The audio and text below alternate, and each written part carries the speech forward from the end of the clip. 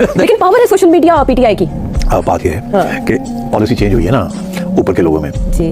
अब वहाँ तकलीफ हो रही है कि नीचे के लोग जो हैं जिनको उन्होंने पाला है, जिनको उन्होंने प्रोपेगेंडा किया है, वो सीरियसली अब उन्होंने अपना जो प्रोपेगेंडा हुआ उसको सीरियसली ले लिया। अब वो आपकी एस्टैब्लिशमेंट को, आपकी फौज को अटैक कर रहे हैं। अब आपको तकलीफ हो रही है, कोई पहले तो आपने खुली छुट्टी दी हुई थी, करो करो करो।